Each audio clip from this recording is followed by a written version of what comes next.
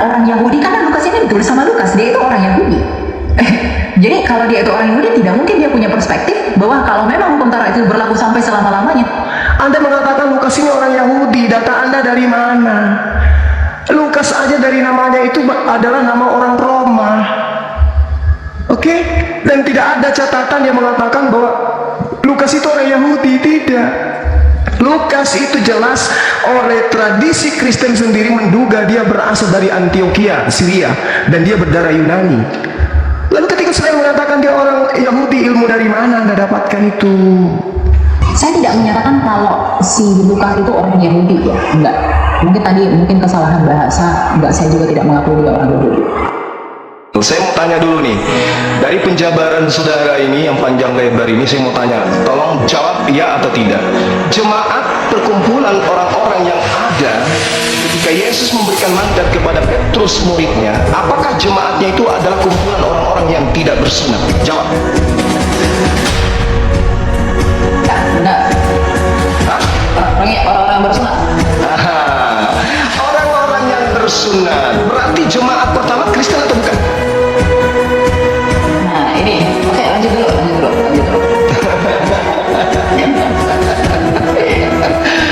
Saudara harus memahami bahwasanya Kristen itu di dalam pandangan Paulus sendiri adalah kumpulan orang-orang yang hidup secara kafir.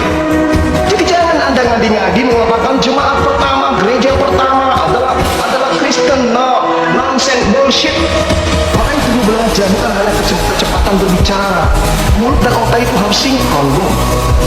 Jadi jemaat pertama yang didirikan oleh Petrus adalah jemaat Yahudi, bukan Kristen. Kumpulan orang-orang yang tidak bersunat haram hukumnya masuk di dalam jemaatnya orang Yahudi sampai hari ini. Jadi jangan mimpi. Anda boleh lincah berbicara, tapi Anda tidak berdata. Oke? Nah, sekarang saya sadarkan kepada saudara, ketika saudara mengatakan Taurat itu hanya bayang-bayang, ilmunya dari mana? Di orang Farisi kan?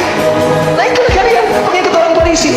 Sementara Tuhan memberikan pernyataan yang sangat luar biasa di dalam pemahaman orang Yahudi itu sendiri, bahwa Taurat yang datang kepada Nabi Musa itu adalah jalan hidup yang siapapun yang menapaki daripada hukum Taurat itu dalam kehidupan orang Bani Israel, mereka akan mendapatkan hidup. Jadi tidak ada itu Kristen di situ, nggak ada. Anda mengatakan hukum Tuhan adalah bayang-bayang, itu mau Anda, karena Anda Kristen. Tetapi orang Yahudi, di mana mereka adalah umat yang diangkat derajatnya oleh Tuhan, apakah pernah diajarkan Taurat itu bayang-bayang dan yang benar adalah ajaran Kristen? Mimpi. Itu mimpi. Makanya Yesus mengatakan, wahai Bani Israel, waspadalah kepada orang Farisi. Tapi kalau di Kristen, wahai orang Kristen, angkulanlah dengan orang Farisi. Coba Anda lihat itu dari kacamata perspektif kerangka berpikir Anda aja dulu. Kristen berasal dari orang Farisi atau bukan? Yes, orang Farisi. Siapa orang Farisinya? Paulus. Apa pembuktiannya? Pengakuan dari mulutnya sendiri. Di mana diterangkan? Filipi 3 nomor 5. Aku adalah orang Ibrani asli dari keturunan Benyamin. Aku adalah orang Farisi. Kata Yesus, waspada. Ini waspada. Dan betul saja. Sekali lagi saya katakan, kalau Anda cerdas, Anda orang terpelajar, satu-satunya pemain tunggal yang mendirikan agama, mendirikan sekte di luar daripada agama Yahudi yang dianut oleh Yesus, hanya Paulus. Sekte apa itu? Kristen. Orang Yahudi menyebutnya Nasrani. Itu diterangkan dalam Kisah Para Rasul 24 nomor 5. Jadi tolong teman-teman Kristen mulai hari ini Anda imani dan percayai bahwa jemaat pertama adalah Kristen, itu buyar. Tinggalkan itu adalah pembodohan. Jemaat pertama yang didirikan oleh Petrus adalah kumpulan ahli-ahli Taurat. Mereka adalah orang-orang yang bersunat. Mereka yang ketika masuk ke bait suci bukan duduk di bangku, tetapi mereka berdiri untuk sujud di hadapan Tuhannya mereka. Sebelum masuk ke rumah ibadah mereka cuci kaki, cuci tangan, membasuh wajah dan seterusnya. Mereka wudhu. Sementara Kristen itu beda. Jadi jangan pernah mimpi jemaat mula-mula yang didirikan di atas batu karang itu adalah Kristen. Itu pembodohan. Catat itu. Jemaat yang didirikan Petrus adalah kumpulan orang-orang yang bersunat. Mereka adalah praktisi Torah. Ya, catat. Sehingga ketika Anda mengatakan kami adalah Kristen awal mula dari muridnya Yesus, itu bohong. Paulus mendirikan sekte di Antioquia itu karena dia mengaku dia diutus sebagai rasul pada orang-orang yang tidak bersunat. Maka jemaat pertama, orang orang yang tidak bersunat memakan babi adalah Kristen, dan itu tidak ada korelasinya dengan pengajaran Yesus. Jadi ketika Yesus mengatakan waspadalah kepada serigala-serigala yang nyamar seperti domba, yang dimaksud tidak lain adalah Paulus Inggeng. Silakan Anda bantah. Jadi tidak ada yang berwenangan gitu. Oke, baik. Ya. Saya kembali, saya ulangi dengan narasi Anda yang begitu panjang. Saya mau tanya kepada saudara, menurut Yesus Injil mana yang harus diberitakan kepada semua bangsa muridnya? Jawab. Apa yang mereka saksikan itu? Semua. Injil, bukan Injil Lukas, Injil Markus, Matius, Yohanes, Rasul Paulus. Injil itu bukan satu establishing karena belum ada kanonisasi. Oke, berarti dengan kata lain bukan kitab saudara. Dengan kata lain bukanlah kitab saudara yang Yesus perintahkan untuk diberitakan. Catat itu. Ya, karena memang itu memang dikanonkan ya. Oke, sip. Nah, Anda sudah akui, bagus. Nah, sekarang gini, ketika saudara mengatakan Taurat itu tidak berlaku untuk bangsa lain lagi, emang Taurat itu pernah berlaku untuk bangsa lain? Ya enggak pernah. Taurat itu untuk Bani Yakub. Jadi Yesus mati di atas tiang salib untuk membatalkan hukum Taurat untuk Kristen, itu nggak nyambung. Yesus datang membatalkan hukum Taurat di atas tiang salib untuk Kristen, nggak nyambung. Efesus 5 nomor 15, dengan matinya Yesus dia telah membatalkan hukum Taurat beserta segala ketetapan yang ada di dalamnya. Itu nggak nyambung itu. Kenapa Yesus Paulus mengajarkan itu? Orang Farisi ini mengajarkan itu kenapa? Karena target sasarannya adalah orang-orang yang tidak bersunat. Target sasarannya adalah orang-orang pemakan babi. Maaf. Target sasarannya adalah penyembah-penyembah dewa. Siapa itu? Kekaisaran Romawi Yunani. Itu target sasarannya. Sehingga hukum Taurat yang berat itu menurut pandangan orang Roma dan Yunani kudu harus batal dulu baru diterima oleh mereka. Makanya pernyataan Paulus itu jelas. Jadi kalau Anda mengatakan Taurat tidak berlaku lagi untuk bangsa lain, Anda belajar di mana? Hukum Taurat itu untuk Bani Israel, bukan untuk umat Israel. Maka sekarang hai orang Israel, dengarkanlah ketetapan dan peraturan yang kuajarkan kepadamu untuk dilakukan supaya kamu hidup. Ini untuk orang Israel. Jangan kau menambahi, jangan kau mengurangi. Ulangan 4, satu perikop Anda baca, Anda nggak nyambung di situ.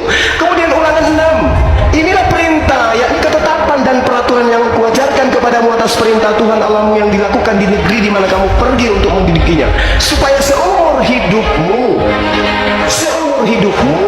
engkau, anak cucumu takut akan Tuhan, berpegang pada segala ketetapan yang dan perintahnya yang disampaikan kepadamu, supaya lanjut umurmu.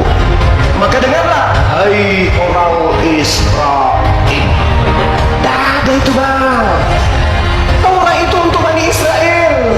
Kalau Anda kurang yakin, silakan Anda baca di dalam ulangan 33. Hukum yang ada untuk Bani Yakub saja, bukan untuk Anda. Jadi kenapa Yesus mati untuk Anda? Hubungannya? Kalau Yesus datang untuk membatalkan dalam perspektif Anda menggenapi, kenapa untuk Anda? Anda soto. Di dalam ulangan 33 dijelaskan, Musa telah memerintahkan hukum Taurat kepada kita, satu milik bagi jemaah Bani Yakub. Anda Bani Yakub? Kan? Satu lagi, Yeremia 31:31, aku akan membuat perjanjian baru dengan Bani Israel dan Bani Yehuda. Anda Bani apa? Bukan Anda. Jadi ngapain Yesus mati di atas tiang salib untuk Anda? Ngapain? Tujuannya untuk membatalkan hukum Taurat. Iya, berarti Yesus untuk Bani Israel, bukan untuk Anda. Kalaupun dia dipaksakan untuk mati sebagai persembahan kepada dewa, dia dipersembahkan untuk Bani Israel, bukan untuk Anda. Kecuali Anda benar-benar Romawi dan Yunani yang dihadiahkan konsep Tuhan, dihadiahkan kitab. Betul, aku ini adalah Bani Romawi dan Yunani, pengikut Paulus yang meminjam nabi yang datang kepada Bani Israel untuk kami tuhankan. Itu baru betul. Saya jempol kalau Anda jujur di situ. Yang pertama, Anda sudah mengakui jemaat mula-mula yang didirikan oleh Petrus adalah jemaat bersunat. Berarti mereka bukan Kristen. Mereka adalah Bani Israel yang percaya Yesus utusan Tuhan, belum terkontaminasi dengan ajaran Farisi. Sedangkan yang di Antioquia murni mutlak absolut pengajaran Farisi. Muncullah Kristen penyembah manusia, dan itu Anda aminkan hari ini. Makanya saya tanya, Injil mana? Injil Lukas? Bukan. Markus? Bukan. Injil yang mana ya? Injil Yesus. Mana Injil Yesus itu? Baca kitab Anda. Kalau Anda punya Bible, saya ajarin sekarang.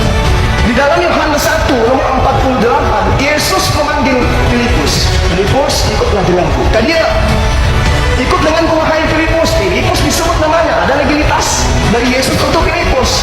Lalu kemudian di Kisah Para Rasul 8 di nomor 35, Filipus memberitakan tentang Injil Yesus. Yang diajarkan oleh Filipus adalah Injil Yesus, bukan Injil Lukas, Markus, Matius, Yohanes, bukan. Jadi kalau Anda pun memaksakan memberitakan Injil kepada seluruh makhluk, maka berita yang harus didengarkan itu adalah Injilnya Yesus yang dibawa oleh Filipus, bukan Lukas, bukan Paulus. Sadar itu. Kalau Anda memang benar-benar ingin selamat, Yesus punya Injil sendiri yang diberitakan muridnya Filipus, dan Filipus mendapatkan legitimasi jelas. Sementara Paulus, Lukas, Markus, pengarang Matius, pengarang Yohanes, pengarang Markus itu tidak ada legitimasi dari dia, dari Yesus. Sementara semua firman, bahkan kalian mengatakan firman itu adalah sang firman, itu adalah Yesus. Sang firman memberikan legitimasi kepada Filipus, bukan kepada Injil, penulis Injil Anda. Jadi Injil Anda itu bukan yang harus diberitakan ke seluruh dunia. Simpan itu di peti, cari Injil Filipusnya, beritakan kepada dia. Disitulah yang benar. Injil Filipus masih ada sisanya. Yesus menikah dengan istrinya Maria. Silakan.